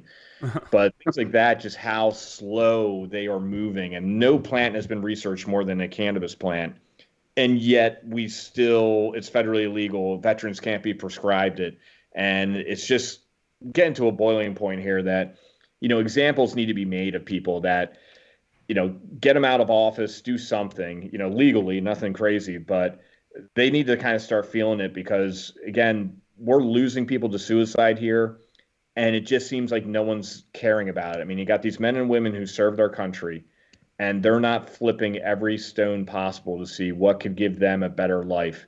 It's just getting to be too much. So it's crazy because it's illegal, and you can't bank and do that kind of stuff with it because of the regulation and stuff. But you're still expected to pay your federal taxes on it, right? For your sales and all that. Oh yeah. So they'll collect the money, but they won't say it's okay for you to even have. It's such a weird system. It is so backwards, even with some of the bills that, again, Chuck Schumer and Cory Booker put this bill together, and they're going to have a 25% federal tax, which would just be insane for people in California. That's so crazy. But there was like really no benefits that they were allowing. I still think it wasn't even talking about moving to a Schedule III. It would still be like a Schedule I or something. It was just nuts to me. So it's so ridiculous. And you really can't, I don't think the industry is going to survive until they crack down on like the illegal like cannabis farms and stuff that cartels are growing in our national forests and stuff like that. Biggest competition. And if anything, obviously they're doing a lot of business and people don't have to spend a lot of money with them because they don't have to take all the taxes. But then I always bring up like, hey, it's a safety issue. They're not testing their product. We use a third-party state tester, and they go through and they make sure our stuff's good and it passes. If not, we can't use it. Yeah. You know, these illicit growers aren't doing that. You have no idea what they're putting into their stuff, and you got fentanyl going everywhere. I mean, it's so crazy to me, that if they would just lower taxes, lower regulations, make it a more kind of attractive thing to get into, you're going to get a lot of that illicit market will come into the legal market, and they're going to make a lot more in tax revenue, if they just kind of watered things down and did more of a volume play with it. But it's just, I just don't know. I mean, I think I think a lot of it is politicians that have never been like into that. You know, they've never smoked or anything like that, and they're just looking at it as a piggy bank. Like, oh, well, we'll just make this legal and collect this much off of it. And it's like, well, yeah, maybe. You know, when you start adding all these regulations and taxes and stuff, the market's going to go where the market goes. I mean, there are advertised on social media out here. There are these like weed farmers markets basically where people rent a little warehouse space and you go and there's like 15 or 20 vendors that have just pounds and bags of stuff and trash bags and whatever that you could just go buy for much cheaper than you can get at a dispensary for, you know, legal. Absolutely. So it's like, yeah, of course people are going to go do that, especially younger people, like people that may not have as much money. They're going to go for the cheaper version of it. So Oh, absolutely. And then, you know, hopefully you start seeing, you know, again, federalism in motion here. I mean, what California's lost over the past 3 years, 700,000 people. Yeah. You know, and I think we've lost like 2 or 3 seats in Congress. It's crazy. And you're going to keep seeing that happening because, again, California is like the epicenter of cannabis in the world. I mean, it's the biggest market, all that stuff. Everything should be coming from California and kind of setting the trend. But they've done such a bad job, they being the politicians, with this program, that you're just seeing companies that are going to get up and leave. Yeah. You know, it's like, why even would you want to start building like an empire here in California that you might want to sell? Who wants to come buy a California organization? I mean, you're going to tax and all that through the backside. It's just not making sense. And again, I don't know what, like where the disconnect is, but they just don't seem like they care. Again, whatever their agenda is, maybe we're just not privy to it, but it literally seems like they're trying to do everything backwards. Well, the American people are getting tired of it, I think. So hopefully people, the biggest issue that I have with people is that they bitch about stuff online. They bitch about stuff to their friends, but then they don't have time to go vote. You know what I'm saying? And it's like if you have an issue with this stuff, research what it is and go out and vote. You know what I'm saying? There's no reason for you to not go out and vote. And I had someone tell me, or I heard it one place, someone said, you can either get involved with politics or politics will get involved with you. You know, and it's better to be informed and go make these smart decisions, and not just by what you're getting from one media source. Like, research some of these people, do a deep dive, do an internet search, and look at various resources that are talking about topics and people that you're voting on. Because they'll even try to confuse you on the ballots and stuff. They did that here with the gas tax and stuff, and where people weren't really sure what they were voting because the way it was worded, it could have been I was voting for it or against it on either one of the decisions. Like when it gives you the description of what you're voting for, it's like they do that kind of shit because they know, I don't know, it's frustrating. So go vote. It is. And you kind of remind me, you know, I know, like, and you feel the same way. I mean, I really believe in this experiment called America, and we all have our duty, and you got to play your part. And I was thinking about a time, it was like Ben Franklin's last time he was in Independence Hall in Philadelphia, and he was like, he's walking out, and the mayor of Philadelphia's wife runs up to him and it's like, Dr. Franklin, did we do it? Do we have a government? And he looks at her and says, you have a republic, and it's yours as long as you guys want to work and keep it. And, you know, when people are going out there, one, not voting or ill-informed, you're not doing your part. Because, you know, I just find it fascinating how people are so quick to want to give up their liberties because the TV's telling them these are the right people to vote for and everyone else is this or that. And it's like, you know, once you give up your liberties to the government, they're not going to give it back to you. No way. And it's like, and you really got to like go through with a fine tooth comb of like understanding who is for what and what's going to do and who is supporting them. Because ultimately, whoever their donors are, they come back for their favors and they're going to have to kind of go by their way. And you're seeing this with DAs and all this stuff that's going around where it's just throwing America into a chaos. So everyone, yeah, you need to get informed and you need to go out there and vote, and we hopefully can right this ship. Yeah, man, for sure. Well, that's a good way to end it. I really appreciate it, man. Bryan Buckley again. Everybody go check out his website. It's Helmand Valley Growers Company, hvgcompany.com, right? That's it. That's it. Mine's jkramergraphics.com. Go check that out if you guys are looking for custom designs, or if you're looking for bulk orders, unit t-shirts, stuff like that, reach out to me. And then also hit me up if you guys need any kind of digital marketing stuff, SEO, Google ads, stuff like that. I am available. Thanks again, Bryan. Thank you.